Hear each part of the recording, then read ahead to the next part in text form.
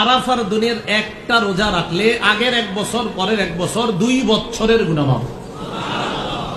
আরাফার দিনের এই যে রোজাটা রাখবো আমরা 9 জিলহজ ফজরের নামাজের থেকে, ফজরের নামাজের সালাম ফিরানোর পর থেকে 13ই জিলহজ আসরের নামাজের পর পর্যন্ত একটা আমল করবো আমরা। জিলহজ মাসের 9 তারিখ, 9 জিলহজ মানে আরাফার দিন যেটাকে বলা হয়। বলেন কয় জিলহজ?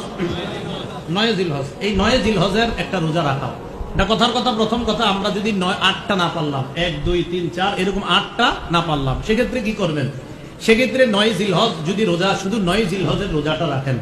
আবু দাউদ শরীফের বর্ণনা 2425 নম্বর হাদিস। এই হাদিসের মধ্যে আছে ক্বালা রাসূলুল্লাহ সাল্লাল্লাহু আলাইহি ওয়াসাল্লাম সিয়ামু আরাফাতা ইন্নী আহতাসিবু আলাল্লাহ আইয়ুকাফিরাস সানাতাল্লাতী ক্বাবলা ওয়াল্লাতী বা'দা।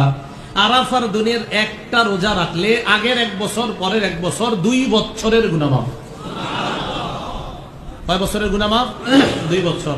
এখন কথা হলো আরাফার দিনের এই যে রোজাটা রাখবো আমরা 9 জিলহজ ফজরের নামাজের থেকে, ফজরের নামাজের সালাম ফিরানোর পর থেকে 13ই জিলহজ আসরের নামাজের পর পর্যন্ত একটা আমল করবো আমরা।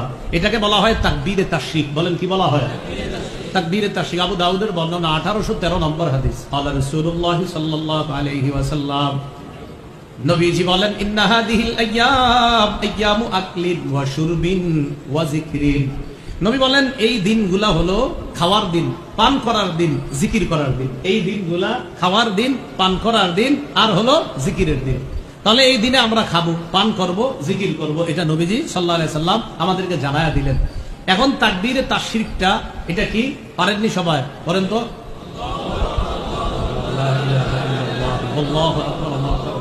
একবার বাবা, একবার পুরুষরা একবার মোটামুটি আওয়াজে মসজিদে, নারীরা একদম হালকা আওয়াজে একবার। বাবা একবার মনে থাকবি নি? তাহলে একবার, অনেকে 3-4 বার পড়ে এরকম, তা একবার পড়বেন, একবার উঁচু আওয়াজে একবার বাস। নারীরা হালকা আওয়াজে, পুরুষরা উঁচু আওয়াজে। আল্লাহ আমল করার তৌফিক দান করেন। এখন কথা হলো আরাফার দিন নাকি 9 জিলহজ? একটা আমাদের মাঝে প্রতি বছর একটা সমস্যা তৈরি হয়, আরাফার দিনে রোজা রাখবো না 9 জিলহজ। যাদের এই প্রশ্ন উঠবে আপনারা এক কাম করবেন, পরে প্রশ্নটা যাই 9 জিলহজ না আরাফার দিন। যাদের এই প্রশ্ন উঠবে যে হুজুর 9 জিলহজ না আরাফার দিন, আপনি এক কাম করলে আর এই প্রশ্ন উঠবে না। আপনি জিলহজের 1 তারিখ থেকে সব দিন রোজা রাখেন, তাহলে আর এই প্রশ্ন জাগবে না। কেন? আপনি আরাফার দিনেরটাও রেখে লাইছেন, 9 জিলহজও রেখে লাইছেন। কথা বুঝছেন? আপনি 1 তারিখ থেকে ডেলি রাখবেন, তাহলে আর প্রশ্ন আসবে না হুজুর আরাফার দিন না 9 জিলহজ, আরাফার দিন না 9 জিলহজ। এখন কথা হলো আরাফার দিন দ্বারা উদ্দেশ্য কি? সারা পৃথিবীর উলামায়ে কেরামদের, বেশিরভাগ অধিকাংশ উলামায়ে কেরামদের ইজমা, ঐক্যমত হলো আরাফার দিন দ্বারা উদ্দেশ্য 9 জিলহজ। বলেন কতই জিলহজ? ইবনুল মুনজির, ইবনে তাইমিয়া রাহমাতুল্লাহি আলাইহি, ইবনে উসাইমিন, আব্দুল্লাহ বিন বাজ রাহমাতুল্লাহি আলাইহি, সৌদি আরবের বড় বড় মুফতি যারা, সবাই এই ব্যাপারে একমত। ইয়াউমু আরাফা দ্বারা উদ্দেশ্য হলো 9 জিলহজ। ইয়াউমু আরাফা দ্বারা উদ্দেশ্য কতই জিলহজ? 9 জিলহজ উদ্দেশ্য। এটা কিভাবে? খুব মন দিয়ে শুনেন। 3 জন সাহাবী, আব্দুল্লাহ ইবনে আব্বাস, আব্দুল্লাহ ইবনে মাসউদ, আলী রাদিয়াল্লাহু তাআলা। কয়জন সাহাবীর নাম বললাম? 1 নাম্বার আব্দুল্লাহ ইবনে আব্বাস। কারণ আব্দুল্লাহ ইবনে আব্বাস রাদিয়াল্লাহু তাআলা আনহুমা ইউকাব্বিরু উকাইবা কুল্লি সালাতিন দুবুরা কুল্লি সালাতিন ইয়াউমা আরাফা ইলা আখিরি আইয়ামিত তাশরীক। আমি অনুবাদ করার পর আপনাদেরকে জিজ্ঞাসা করব, আপনারা জবাব দিবেন।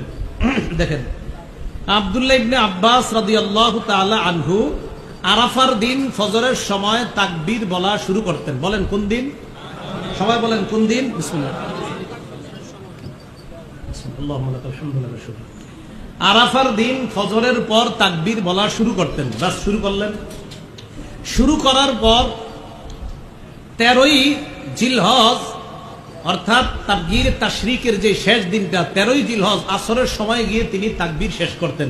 এখন আমি আপনাদের কাছে প্রশ্ন, আব্দুল্লাহ ইবনে আব্বাস আরাফার দিন শুরু করতেন আর তাশরিকের শেষ দিনে গিয়ে শেষ করতেন। শেষ দিন কয় তারিখ পরে? 13 তারিখ। তাহলে 13 তারিখ যদি শেষ দিন হয়, তো 13 তারিখের আগের থেকে হিসাব করেন আরাফার দিন কয় তারিখ হয়? 9 তারিখ। তো আব্দুল্লাহ ইবনে আব্বাস আরাফার দিন শুরু করতেন, তো আরাফার দিন দ্বারা এখানে কি হবে উদ্দেশ্য? 9 জিলহজ যদি না ধরি তাহলে তো শেষে হিসাব মিলবে না।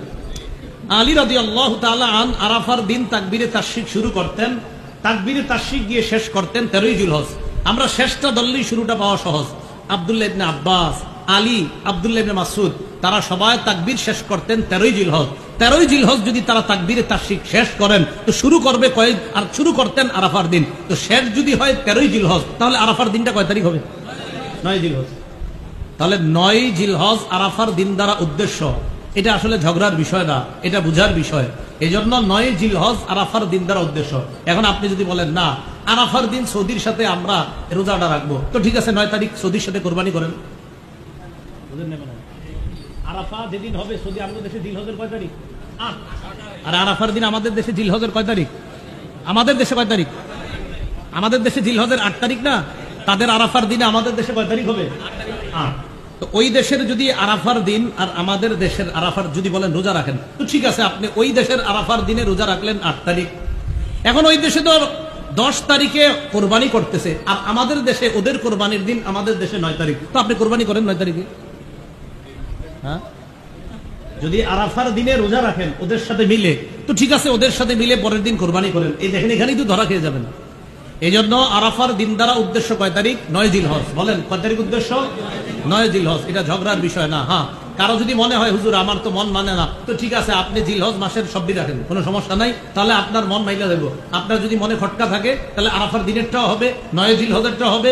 এই 9 দিন রোজা রাখার যে ফজিলত এটাও পেয়ে যাবেন। আল্লাহ আমাদের সকলকে ঝগড়া মুক্ত ভাবে এই 9 জিলহজ তথা এই প্রথম 9-10 দিনের আমলগুলা আমরা যেন সুন্নাহ মোতাবেক করতে পারি, আল্লাহ তৌফিক দান করেন।